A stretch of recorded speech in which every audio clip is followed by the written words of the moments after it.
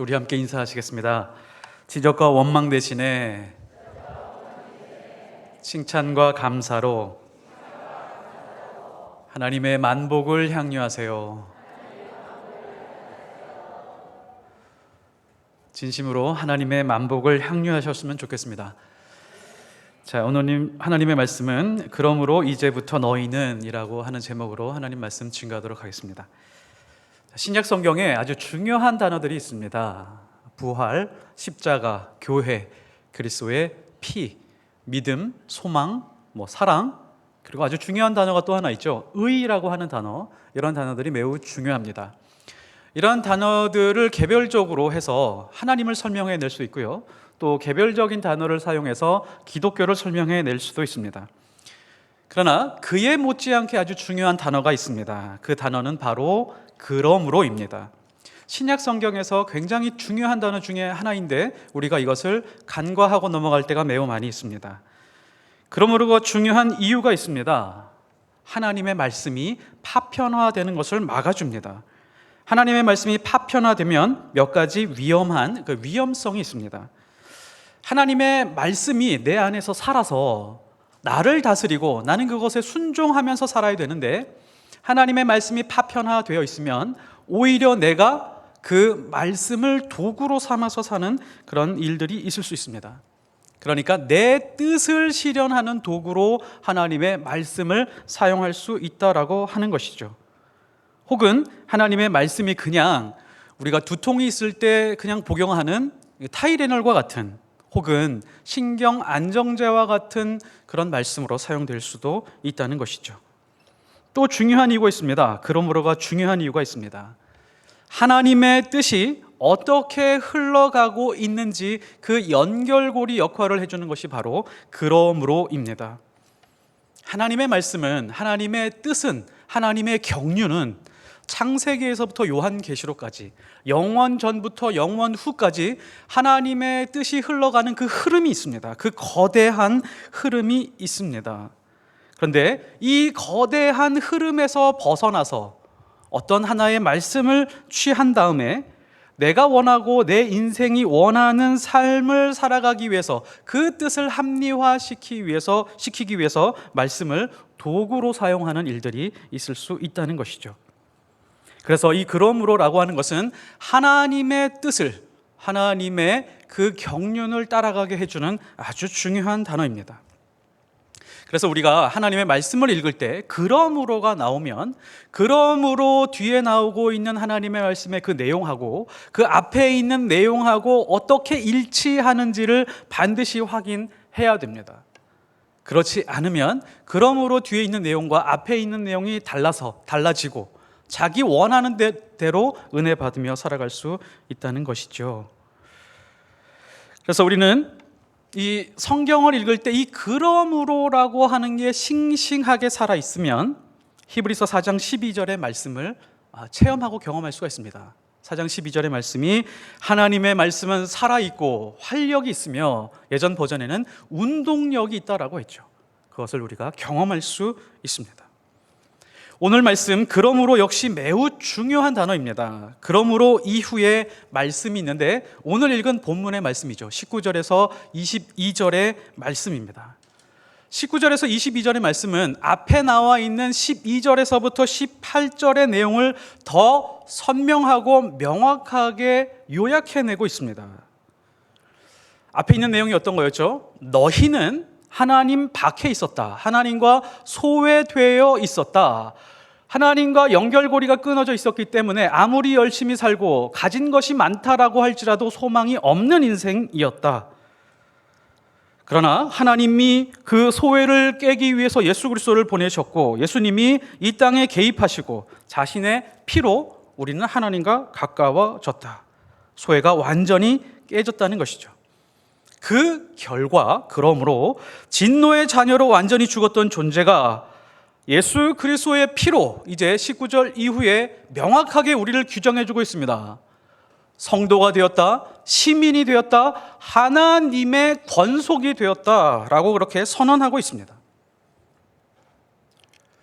그리고 2장 11절부터 22절까지 있는데요. 자, 우리 성경을 같이 한번 보면 좋겠습니다. 여기서 놓치지 말아야 될 아주 중요한 포인트가 있습니다.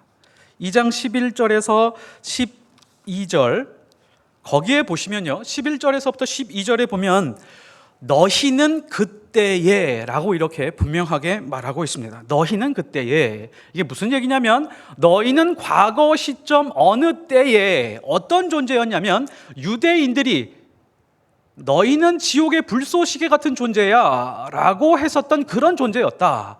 과거에 그랬다라고 하는 것이죠. 그리고 13절에서 19절은 뭐라고 나오냐면 잘 보십시오. 이제 너희가라고 하는 것은 지금 현재 너희가 어떤 존재가 되었는지에 대해서 설명하고 있습니다. 어떤 존재가 됐죠? 예수 그리스도가 오시고 난 다음에 하나님과 화목하고 화평한 존재가 되었다. 이게 현재를 규정하고 있는 것입니다. 그리고 19절 오늘 말씀부터 어떻게 말씀하냐면 그러므로 이제부터 너희는 이라고 선포하고 있습니다.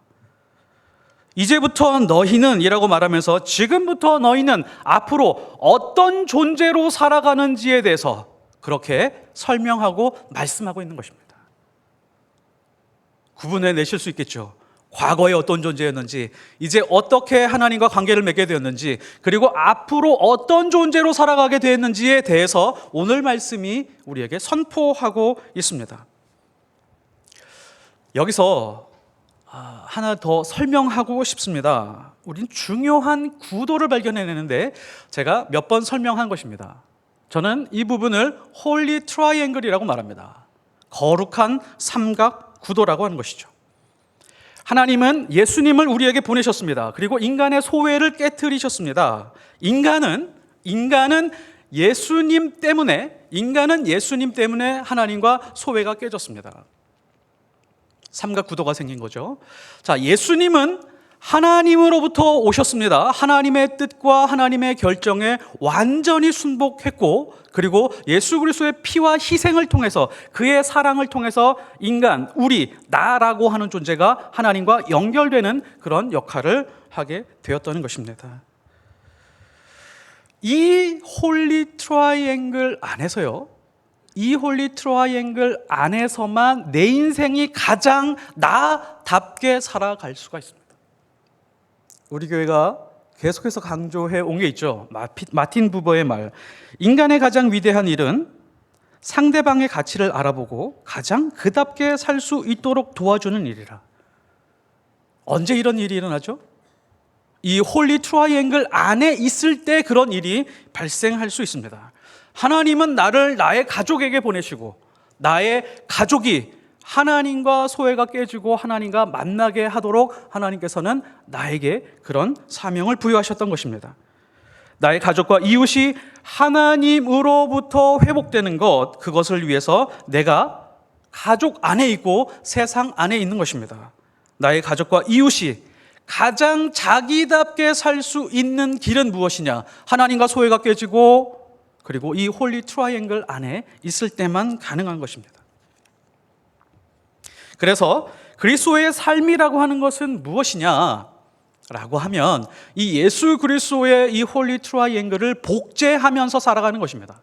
이게 그리스도인이 살아가는, 이 땅에서 살아가는 가장 가치 있는 삶입니다. 우리가 상대방의 가치를 어떻게 알아볼 수 있을까요? 하나님의 눈을 가지고 있어야만 그 사람의 가치를 알아볼 수 있습니다. 그 사람이 가장 자기답게 살아갈 수 있는 방법이 무엇일까요? 하나님과 소외가 깨지고 하나님과 화목하는 길 밖에 아무것도 없습니다. 우리 자녀가, 내 아들과 딸이, 나의 사랑하는 손녀가 가장 자기 인생을 자기 인생답게 살아갈 수 있는 유일한 방법이 이것밖에 없습니다. 공부 잘하는 것도 좋죠. 돈 많이 버는 것도 좋습니다. 건강하고 좋은 직장에 들어가는 것도 좋습니다. 그러나 거기서 끝나게 되면 가장 자기다운 삶을 살 수 없을 뿐만 아니라 그 인생은 항상 갈등하고 방황하면서 살아갈 수밖에 없을 것입니다. 바다 위에 항상 등대가 있습니다. 등대는 빛을 비추죠. 왜 빛을 비추죠? 바다 위에 떠 있는 어떤 배가 그 빛을 보고 자기가 떠나왔었던 그 항구로 되돌아가도록 도와주는 게 등대입니다. 이게 빛입니다. 너희가 세상의 빛이라고 하셨던 하나님의 말씀의 뜻이 바로 이것입니다. 너희는 세상의 빛이니 라고 하는 것은 너희의 빛으로 인해서 누군가가 자기가 돌아가야 될 고향, 자기를 창조한 창조주에게로 돌아가도록 하는 그런 역할을 하라고 하는 것이죠. 인생의 주인이신 하나님께 가라고 안내하는 그런 등대와 같은 그런 빛, 우리라고 하는 것입니다. 마태복음 5장 16절, 이같이 너희 빛이 사람 앞에 비치게 하여 그들로 너희 착한 행실을 보고 하늘에 계신 너희 하나님께 영광을 돌리게 하라. 이 말씀도 참 재밌습니다. 하나님과 너희, 내가 있습니다. 그리고 하나님께서 요구하는 것이 뭐라고요? 나의 빛으로 인해서 사람들이 나의 착한 행실을 보고 하나님께 영광을 돌리게 하는 것입니다. 내 안에 빛이 있나요? 나에게 빛이 있습니까? 나에게 빛은 없습니다. 달이 스스로 빛을 낼 수 없는 것처럼 내 안에 있는 빛은 하나님께로 온 빛입니다. 예수 그리스도의 그 십자가로부터 온 빛입니다. 예수 그리스도로부터 빛이 내 안으로 들어왔습니다. 그리고 그것이 어떻게 드러난다고요? 다른 사람들에게 착한 행실로 드러납니다. 그 착한 행실로 인해서 이 사람들은 보고 하나님께로 돌아가며 하나님 앞에 영광을 돌리게 되는 것이죠. 이게 홀리 트라이앵글입니다. 물고기를 주지 말라, 물고기 잡는 법을 가르쳐 주라 라고 하는 말이 있습니다. 너무 좋은 말이죠. 맞는 말입니다. 그런데 이게 과연 그 사람이 자기 인생을 자기답게 살아가는 방법을 제공해 준 것일까요? 어떤 사람이 물고기를 받는 것이 아니라 물고기 잡는 법을 배우게 되었습니다. 좋은 기술을 배웠습니다. 그래서 가르쳐 준 사람보다 청출어람, 더 고기를 잘 잡게 되고 더 많은 고기를 잡아서 부유하게 되었습니다. 그래서 좋은 기업, 큰 기업을 이루게 되었습니다. 근데 거기서 끝났습니다. 잘 먹고 잘 살고 성공했습니다. 하나님과 아무런 관련이 없다면 그 인생의 끝이 하나님이 아니면 물고기 잡는 법 또한 아무런 의미가 없습니다. 지금은 우리나라 화장실이 굉장히 깨끗해졌잖아요. 근데 10년 전, 20년 전만 해도 뭐 터미널이나 대학교 화장실에 가면 굉장히 낙서가 많았습니다. 근데 의외로 화장실에서 제가 크게 은혜를 받은 적이 있습니다. 1995년 5월 22일에 제가 논산훈련소를 들어가게 됐는데요. 거기서 화장실을 가게 됐습니다. 거기 가면 이상하게 화장실에 가면 이게 내용물이 나오지가 않습니다. 답답한 일들이 많은데 화장실에 가서 앉아 있었는데 수많은 낙서가 있었습니다. 근데 거기에 엄마라고 하는 글자 보고 펑펑펑 울었습니다. 얼마나 울었는지 모릅니다. 그래서 한참 어머님의 그 은혜를 거기서 묵상하고 나온 적이 있습니다. 근데 볼 일은 못 봤습니다. 20년 전에 학부에서 신학을 공부할 때 그 학생회관 화장실에 들어갔습니다. 여러 가지 지저분한 낙서 중에 이런 낙서가 있었습니다. 사람을 보며 세상을 볼 때 만족함이 없었네. 나의 하나님 그분을 볼 때 나는 만족하였네. 거기 화장실에 이런 낙서가 써 있었어요. 많은 지저분 낙서 중에 그게 눈에 들어왔습니다. 근데 거기다가 화살표를 이렇게 계속했어요. 이렇게 누가 화살표를 계속 한 거예요. 삥 따라오니까 왼쪽에 있습니다. 거기에 뭐라고 나와 있냐면 사람을 보며 세상을 볼 때 만족해야 진짜 신앙인 아닌가라고 물음표 하면서 무신론자 이렇게 써놓은 거예요. 그때 저는 어느 신학자의 문구보다도 훨씬 더 큰 충격을 받게 되었습니다. 그렇지.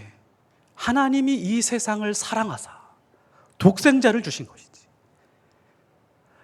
하나님이 이 세상을 보시면서 만족할 때까지 내가 해야 될 일이 있구나. 내가 지금 이 신학을 공부하는 것이 나의 성공을 위한 것이 아닌가. 혹은 교회의 성장과 더 좋은 교회, 더 큰 교회에 가기 위한 그런 준비를 위한 것이 아닌가라고 하는 생각에 깊이 빠져 있었던 적이 있습니다. 하나님이 가장 만족하는 것은 세상이 하나님께로 돌아오는 것입니다. 하나님을 보고 삿대질을 하던 그 사람들이 하나님께로 돌아오는 것을 하나님께서는 가장 만족하시는 것입니다. 우리를 비방하던 그 사람들이 돌아올 때까지는 만족하지 않는 것, 이것이 바로 그리스도인이 해야 될 일이라고 하는 것입니다. 베드로전서 2장 12절, 너희가 이방인 중에서 행실을 선하게 가져 너희를 악행한다고 비방하는 자들로 하여금 너희 선한 일을 보고 오시는 날에 하나님께 영광을 돌리게 하려 함이라. 하나님의 의도가 있죠. 무엇을 하게 하려 함이라? 우리가 행하는 모든 일, 아무리 착한 일을 한다라고 할지라도 세상에 나가면 비방하고 손가락질하고 욕을 하고 있는데 그 사람들이 하나님께로 돌아와서 영광을 돌리게 하는데 우리를 사용하고 싶으신 것입니다. 우리를 악하다고 비방하는 사람들을 보며 만족하지 않는 것이 아니라 그들에게 하나님의 일을 보여주며 하나님의 사랑을 보여주며 우리가 그곳으로 만족하는 것이 우리에게 가장 중요한 사명이라고 하는 것이죠. 여기서도 똑같습니다. 너희, 이방인, 그리고 하나님. 하나님은 이 트라이앵글, 이 거룩한 트라이앵글 안으로 들어오기를 원하십니다. 이것이 그리스도인이 해야 될 가장 선한 일입니다. 하나님이 우리를 선택하신 이유도 이것이고 하나님이 우리를 부르신 이유도 이와 같은 것입니다. 하나님은 우리에게 성공하라고 말씀하지 않으십니다. 오히려 하나님 없이 성공한 것을 죄라고 규정하십니다. 잠언서 21장 4절, 악인이 형통한 것은 다 죄니라. 악인이 형통하다라는 건 뭐죠? 악인이라고 하는 것은 하나님과 멀어져 있는 사람들, 하나님과 전혀 관계없이 살아가는 사람들, 하나님이 없다라고 하는 사람들, 자기 인생의 주인이 자기라고 하는 사람들, 그 사람들이 세상에서 형통하다라고 한들 성경은 그것을 죄라고 규정하고 있습니다. 하나님은 성공이 아니라 우리를 거룩하게 살기를 원하십니다. 베드로전서 1장 15절, 오직 너희를 부르신 거룩한 이처럼 너희도 모든 행실에 거룩한 자가 되라. 모든 행실에. 앞에서 말씀하고 있었던 선한 행실이라고 하는 것은 거룩함을 염두에 두고 있는 그런 말씀입니다. 내가 거룩하니 너희도 거룩할지어다. 우리를 부르신 이유가 성공이 아닙니다. 모든 행실에서 거룩한 자가 되는 것입니다. A.W. 토조 목사님도 진짜 그리스도인은 행복보다 거룩을 열망한다라고 이렇게 말씀하고 있습니다. 이 홀리 트라이앵글 안에서 거룩함이 드러나는 것입니다. 우리가 많이 들었죠. 거룩이 뭐죠? 밝게 하다, 따뜻하게 하다, 새롭게 하다. 어두움에서 구별되니까 우리는 밝게 하는 사람이 되는 것입니다. 냉정함과 차가움에서 구별되니까 우리는 따뜻한 사람이 되는 것입니다. 그리고 더러움에서 구별되니까 우리는 새로운 사람이 되는 것입니다. 누구를 위해서 밝고 따뜻하고 새롭게 되는 것이죠? 하나님을 위해서요? 아니요. 우리 가족의 누군가를 위해서, 세상에서 만나는 이웃 그 누군가를 위해서, 직장에서 만나는 그 누군가를 위해서. 그래서 그들이 우리의 거룩함, 선한 행실을 보고 하나님께 영광을 돌려드리는 그것이 우리가 살아가는 이유라고 하는 것입니다. 그리고 오늘 말씀 19절에서요, 그러므로는 13절의 말씀을 확대하고 세부적으로 조정한 말씀입니다. 13절의 말씀 잠깐 보실까요? 이제는 전에 멀리 있던 너희가 그리스도 예수 안에서 그리스도의 피로 가까워졌느니라. 그리스도의 피로 여기서 생략됐습니다. 하나님과 가까워졌느니라. 하나님과 가까워졌는데 도대체 어떤 존재가 되었느냐라고 하는 것이 19절에 명확하게 어떤 존재인지에 대해서 밝혀주고 있습니다. 이전에 멀리 있던 너희, 그리스도 예수, 그리고 하나님과 가까워지는 이 구조 안에서 이전에 멀리 있던 너희는 성도가 되고 그리고 시민이 되고 하나님의 권속이 되었다라고 그렇게 말씀하고 있습니다. 그러므로 이제부터 너희는 하나님의 권속이 되었다라고 하는 뜻은 무엇이냐면 좀 생소한 단어이긴 합니다. 잘 사용하지 않는 그런 단어죠. 이 헬라어로 오이케이오스라고 합니다. 이거는 장막, 거주지, 집안 사람들 혹은 가문이라고 하는 뜻을 가지고 있습니다. 하나님의 가문 안으로 들어왔다라고 하는 것이죠. 우리가 하나님의 가문 안으로 들어왔기 때문에 예수 믿는 사람들을 건드리면 집안 전체를 건드리는 것이 된다라고 하는 그런 뜻입니다. 바울은 여기에서 분명히요, 오이케이오스라고 하는 단어를 쓰면서 자신이 경험했던 그 경험을 떠올리고 있을 것입니다. 어떤 경험이죠? 바울이 사울이었을 때 목숨을 걸고 예수 믿는 사람들을 죽이러 다녔습니다. 인생 최고의 목표가 예수 믿는 사람을 죽이는 것이었습니다. 그렇게 다메섹까지 가서 그렇게 예수 믿는 사람들을 핍박하고 죽이는 일을 하고 있을 때 갑자기 부활하신 예수 그리스도가 나타났습니다. 사울아, 사울아, 내가 어찌하여 나를 핍박하느냐? 한번 따져보십시오. 사도 바울이 단 한 번이라도 예수님을 핍박한 적이 있나요? 없습니다. 예수님에게 고통을 준 적이 있나요? 없습니다. 그런데 예수님이 사울에게 뭐라 그러냐면 예수 그리스도를 믿는 사람들을 핍박하는 것은 나를 핍박하는 거야. 나를 박해하는 거야. 그러면서 바울의 멱살을 잡고 너가 지금 내 아들을 죽이고 있어 라고 그렇게 말을 하는 것입니다. 이것이 바로 하나님의 권속이라고 하는 뜻입니다. 예수 그리스도 안에서 살아가는 사람들을 건드리면 내가 가만히 있지 않겠다. 하나님의 자녀들을 박해하는 것은 나를 박해하는 거야 라고, 피는 물보다 진하다 라고 하는 것을 예수님이 보여주고 있습니다. 혈연관계라고 하는 것을 보여주고 있습니다. 이제부터 예수 그리스도를 믿는 사람들, 이제부터 나에게 일어나는 그 모든 일들이 나의 일이 아닙니다. 나의 아버지가 관여하는 문제가 되었다라고 하는 뜻이 권속이라고 하는 뜻입니다. 어떤 집의 아들이 중학교 들어가면서 불량한 녀석들에게 많이 맞고 돈을 빼앗기고 그랬습니다. 한참 뒤에 이 사실을 부모가 알게 되었습니다. 그러면 그 이후부터 아들의 일이 아닙니다. 아버지의 일이 되고 어머니의 일이 됩니다. 이 불량한 녀석들이 한 아이만 괴롭힌 것이 아니라 그 집안 전체를 괴롭힌 것이 됩니다. 할머니, 할아버지, 이모, 고모 다 나서서 이 아이가 맡고 온 그 사건에 대해서 다 관심을 가지고 이 일을 방지하기 위해서 애를 쓰게 될 것입니다. 한 아이를 건드렸는데 온 가족을 건드린 것이 되었습니다. 집안이 가만히 있을 수 없었던 것입니다. 이것이 바로 하나님께서 말씀하시는 권속이라고 하는 의미입니다. 스가랴 2장 8절, 만군의 여호와께서 이같이 말씀하시되 영광을 위하여 너희를 노략한 여러 나라로 보내셨나니, 중요합니다. 너희를 범하는 자는 그의 눈동자를 범하는 것이라. 하나님의 백성들이 하나님으로부터 잘못을 했습니다. 그래서 그 대가를 치르기 위해서 다른 나라에 보내졌습니다. 하나님께서 징계하신 거죠.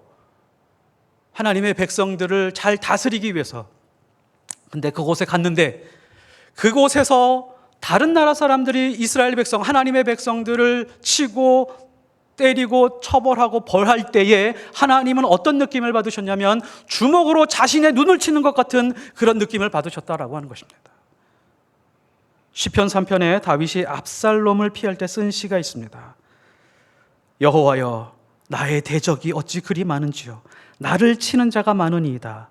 많은 사람이 말하기를 그는 하나님께 구원을 받지 못한다 하나이다. 여호와여, 주는 나의 방패시요 나의 영광이시요 나의 머리 드시는 자시니이다. 내가 누워 자고 깨었으니 여호와께서 나를 붙드심이로다. 천만인이 나를 에워싸 진친다고 하여도 나는 두려워하지 아니하리이다. 주께서 나의 모든 원수의 뺨을 치시며 악인의 일을 꺾으셨나이다. 이 땅에 살아가면서 너무 두려워하지 마십시오. 하나님을 붙들고 살아가는 사람들, 예수 그리스도의 피로 새롭게 태어난 사람들, 두려워할 필요가 없습니다. 염려하고 근심하고 걱정하게 되더라도 너무 오래 붙들고 있지 마십시오. 10년, 20년, 30년 어린 시절 나에게 상처를 주고 깊은 마음에 큰 상처를 준 그런 사건들에 대해서 너무 오래 붙들고 있지 마십시오. 두려워하지 마십시오.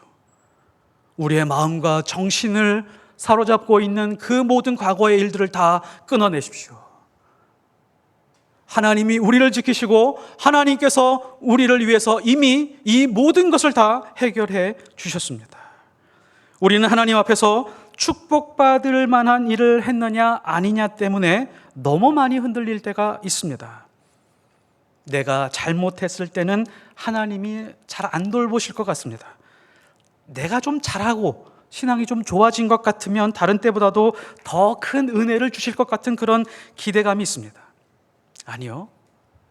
하나님은 우리에게 이 모든 것과 상관없이 이미 우리를 지키시고 보호하시고 우리를 괴롭히고 우리를 넘어뜨리려고 하는 그 모든 것들을 다 처단하시겠다 그렇게 약속하고 계십니다. 성경은 우리의 잘잘못과 상관없이 나를 붙들어 주신다라고 합니다. 천만인이 나를 둘러 진친다라고 할지라도 나를 치는 자를 꺾어 버리시겠다. 이 말씀은 하나님의 어떠한 자녀도 이런 특권으로부터 제외시키지 않겠다라고 선언하는 것입니다. 그리고 오늘 말씀 19절 말씀에서요, 그러므로 이제부터 너희는 이라고 하면서 오직 성도들과 동일한 시민이라고 그렇게 선언하고 있습니다. 자, 어느 특정한 성도가 있는데 그들과 똑같은 시민으로 동등하게 대우하게 되겠다라고 하는 것입니다. 그럼 여기서 말하고 있는 이 성도는 누구일까요? 성도는 과연 누굴까요? 막연한 이 성도는 누굽니까? 오순절 다락방에서 예수 그리스도를 성령으로 충만한 그 사람들을 상정하고 있는 것일까요? 그렇지 않습니다. 구약 성경에서 등장하고 있는 이스라엘 백성과 구약 성경에서 등장하고 있는 그 한 명 한 명 한 명의 인물과 동일한 수준의 성도요 시민이라고 그렇게 말하고 있는 것입니다. 이 말씀이 얼마나 위대한 말씀이냐면 이스라엘 백성이 그 수많은 나라를 빼앗기고 고통을 당했을지라도 하나님께서 지켜주셨던 것처럼 지켜주시겠다라고 하는 그 약속과 같은 것입니다. 아브라함의 후손들이 이집트에서 430년 동안 종살이를 했습니다. 430년이라고 하는 것은 전에도 말씀드렸던 것처럼 1592년 임진왜란 때부터 430년이면 2022년 지금 올해 겨우 해방이 된 겁니다. 이집트에서 이스라엘 백성이 430년이라고 하는 것은 대략 이 정도의 기간입니다. 만일 우리나라가 임진왜란 때부터 지금까지 일본의 속박으로 살았다라고 하면 그 나라는 일본이지 한국이라고 할 수가 없습니다. 36년 일제 강점기 그 짧은 기간을 지났다라고 할지라도 아직도 그 영향 아래 놓여 있는 것이 많이 있는데요. 430년이라고 하면 거의 우리나라는 일본화되었다라고 할 수 있습니다. 그러나 그 이집트에서 속박으로 살았지만 이집트라고 하는 세계 최고의 강국은 무너뜨린다라고 할지라도 하나님의 백성은 살려내시는 그런 놀라운 역사를 하나님은 성도라고 하는 것입니다. 바벨론과 아수르, 페르시아 그 나라에 다 포로로 끌려갔었습니다. 그 위대한 나라, 역사적으로 위대한 나라는 모두 다 망했을지라도 하나님의 백성은 지키고 보호해 주셨습니다. 이스라엘은 절대로 포기되지 않았습니다. 하나님은 끝까지 간섭하셨습니다. 언제까지 간섭하셨죠? 하나님의 마음에 들 때까지 간섭하셨습니다. 또 그런 성도들이 누구 있죠? 아브라함, 야곱, 이삭, 요셉, 모세, 욥, 다윗, 다니엘, 예레미야, 이사야, 호세아, 베드로, 바울, 요한, 수많은 인물들을 한번 다 나열해 보십시오. 이 사람들을 하나님의 명령이라면 물불을 가리지 않고 살아가는 사람들로 하나님께서는 만드셨습니다. 그 성도들과 동일한 존재로 하나님께서 부르셨다는 것입니다. 하나님은 그렇게 우리도 지켜낼 것입니다. 그렇게 우리도 매일매일 간섭해 가실 것입니다. 그러나 우리는 여기서 잊지 말아야 할 것이 있습니다. 하나님의 자녀들에게 물질적 축복과 보호가 항상 보장되지 않는다는 것입니다. 왜 그러실까요? 하나님이 우리에게 간섭하시면서 요구하는 것이 있습니다. 돈이냐 하나님이냐, 물질이냐 하나님이냐, 그 우선순위를 분명하게 정할 때까지 하나님께서는 끊임없이 간섭하실 것입니다. 자식이냐 하나님이냐, 당신이 가장 소중하게 여기는 것이 무엇이냐, 그것이 하나님이 아니면 끝까지 하나님은 간섭하실 것입니다. 때로는 우리의 물질적 자원을 조금씩 줄여가서라도 하나님이 최고의 우선순위에 될 수 있도록 하나님께서는 우리를 간섭하신다라고 하는 것이죠. 때로는 순수한 믿음으로 하나님 앞에 나올 때까지 하나님께서는 징계하시고 사망의 음침한 골짜기로 지나가게도 하실 것입니다. 하나님 아버지가 우리를 보실 때 눈뜨고 보지 못하는 것이 있습니다. 죄와 섞여 살아가는 것입니다. 그것만큼은 눈뜨고 봐주지 않겠다. 끊임없이 우리를 불편하게 하고, 끊임없이 죄에서 돌아오게 하고, 끊임없이 죄를 끊어내는 작업을 하나님께서 하게 하시는 것이죠. 물질과 죄로 사로잡히는 것은 공중의 권세 잡은 자에게 자식을 빼앗기는 것 같기 때문에 그렇습니다. 그러면 결국 하나님의 자녀들이 저주의 자리에 되기 때문에 하나님은 끊임없이 우리를 간섭하시는 것입니다. 성령을 통해서 우리의 사업을 간섭하시고 우리의 자녀들을 간섭하십니다. 이런 간섭을 세상 어떠한 것도 하나님으로부터 포기시킬 수 없습니다. 요한복음 10장 28절에서 29절, 내가 그들에게 영생을 주노니 영원히 멸망하지 아니할 것이요 또 그들을 내 손에서 빼앗을 자가 없느니라. 그들을 주신 내 아버지는 만물보다 크심에 아무도 아버지 손에서 빼앗을 수 없느니라. 이 세상에서 부모가 가장 듣기 힘든 소리가 있습니다. 자식이 눈앞에서 자지러지게 우는 소리입니다. 자식이 눈앞에서 고통스러워하는 그 모습입니다. 하나님은 하나님의 자녀들이 지옥에 가서 통곡하는 소리를 영원히 들으실 자신이 없는 분이십니다. 하나님은 영원히 하나님의 자녀들을 빼앗기지 않겠다라고 그렇게 선언하고 있습니다. 세상 어떠한 것도 십자가를 무효로 만들 수 있는 것이 없습니다. 아무도 빼앗을 수 없습니다. 이것이 바로 우리가 가지고 있는 특권입니다. 그래서 광야에 있는 자신의 백성들에게 하나님은 말씀해주고 있습니다. 신명기 31장 8절, 여호와 그가 내 앞서 행하시며 너와 함께하사 너를 떠나지 아니하시며 버리지 아니하시리니. 그리고 하나님은 바벨론 포로로 붙잡혀 있는 자신의 백성들에게 말씀하셨습니다. 이사야서 43장 2절, 네가 물 가운데로 지나갈 때 내가 너와 함께할 것이라. 강을 건널 때 물이 너를 침몰하지 못할 것이며 내가 불 가운데로 지나갈 때도 타지 아니할 것이요 불꽃이 너를 사르지도 못하리니. 예수님도 우리에게 근심하지 말라라고 했습니다. 너희는 마음에 근심하지 말라. 하나님을 믿으니 또 나를 믿으라. 어떤 하나님을 믿으라는 것이죠? 물이 침몰하지 못하게 하시는 하나님, 불꽃이 사르지도 못하게 하시는 그 하나님을 믿으니 나를 믿으라 라고 말씀하시면서 근심하지 말라. 이제 나에게 일어나는 모든 일은 하나님 아버지에게 해당되는 일입니다. 내가 핍박을 당하고 고통을 당해도 이제 하나님과 연결되어 있습니다. 하나님의 자녀들이 핍박당하는 것은 하나님을 핍박하는 것입니다. 우리에게는 이런 담대함이 있습니다. 하지만 우리가 거짓말을 하고 악한 일을 저지를 때 반드시 하나님은 대가를 치르게 하고 바른 길로 가도록 간섭하실 것입니다. 하나님은 성경에 나오는 인물들과 똑같이 다루시고 그들과 똑같이 하나님 앞으로 돌아와서 쓰임받게 할 때까지 우리를 간섭하시고 인도해 가시고 지켜가실 것입니다.